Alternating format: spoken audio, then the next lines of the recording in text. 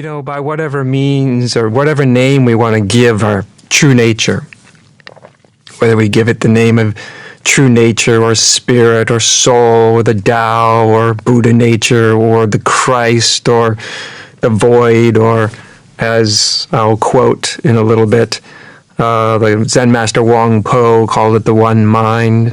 Whatever we call it, this truth, deep truth of being, what we really are, in essence.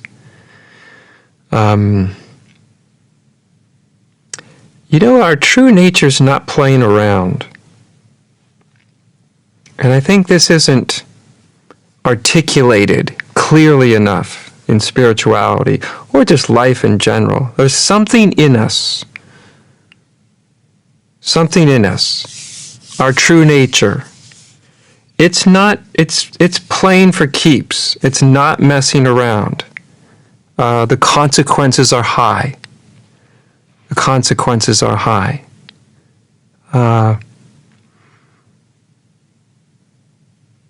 There's something within you. This is another way of putting it. There's something within you, each of you, that if you do not listen to it, you pay the price for it. We all pay the price for it when we don't listen to it. When we don't listen to our depth, it's not like we just ignore it and life goes on. We ignore it to our peril.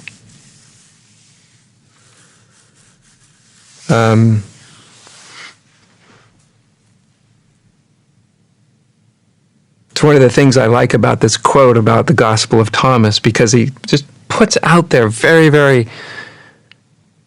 immediately and clearly and forcefully, and says, basically, if you bring forth what is within you, if you bring it forth, it has the power to save you, right?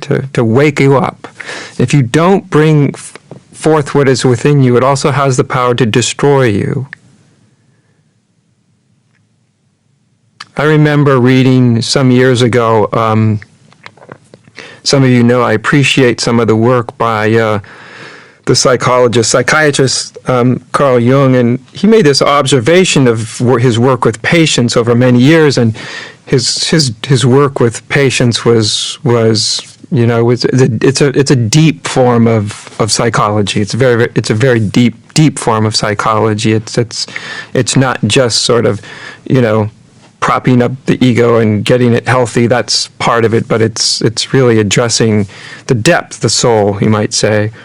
And he noticed that his patients that in some way or another refused their own soul, refused their true nature, refused their depth, didn't when it really wanted to be acknowledged, be lived, that if they ignored it, if they turned their back on it, if they made other choices, that what he witnessed over many years of working with people, was that sort of unconscious, what I would call their true nature, that would wreak havoc in their lives. Right? It could wreak accidents, different kinds of illnesses, catastrophes, all sorts of things could arise through a kind of saying no. Saying no when your own depth makes it known that it wants your attention. That when that happens, there's consequences to not acknowledging that, to not kind of getting on board with it. And he noticed that over and over and over. And so he saw that, like, what he basically saw was true nature's not playing a game. It's not like, spirituality is this thing that you kind of put down or pick up at our ego's convenience. He was saying, like, well, if you put it down, if your true nature really wants to come forth and you keep putting it down, what he saw was there'll be hell to pay for it. There'll be a price you'll pay for it. Of course, I've seen the same thing with people And of course, if you're tuning into a program like this, it's a way of responding to your depth, right? So it's a way of cooperating. The mere fact that here we are and we're together in this exploration, that's a way of knowing that, at least in this manner, you kind of responded to a sort of an inner call. And that's important, right? It's important that we respond in some way, and we keep responding, essentially, because in the end, I do think we're all held accountable to our own depth.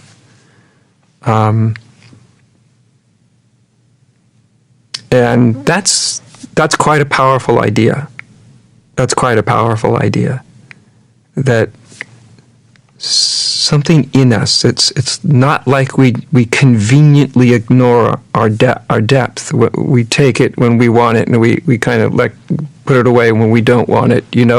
Our ego kind of tends to do that. It's a kind of form of spiritual materialism, you might say. I'll take it when it serves me, I'll put it down when it doesn't serve me. And so often we don't really try to unpackage, what does my depth actually want of me? I've been trying to bring that forth a lot more in the last few years, this different perspective. I've articulated at different times in teachings. I call it a sort of a true nature-centric perspective, which is, instead of kind of what can true spirit or true nature do for me, it's what can I do for it? What does it want from me? What is it calling from me? Right? Of course, the first thing it's calling for us is to listen. And that's an easy thing to say, but so often we are, in essence, we may not be doing this in a real conscious way, but so often we're telling our true nature what we want from it. It's sort of like, we can pray and endlessly be asking God, I want this and this, and please make this happen, and please make that happen, and this kind of petitionary prayer, which it's not that kind of prayer is wrong. It's not wrong as long as we're also listening. If all we're doing is telling the divine what we want and what we want to happen, it means we're not really listening. Right? And so I hope part of this exploration we're having here is a deep listening, and I don't mean primarily listening to me. That may be part of it, but more important, I hope that my words and my teaching are means by which you listen. And I don't mean just sort of listening for something to talk conceptually inside. It's a kind of like we were doing in the meditation for those 15 minutes or so. It's a kind of listening to the quiet places inside, right? Listening to your own calling, responding to that, right? Responding not in a way where we are insisting, where we're trying to control, where we're trying to always get our desires met, you might say, whatever those might be, but in a way that we're really oriented towards letting that your own depth come forth.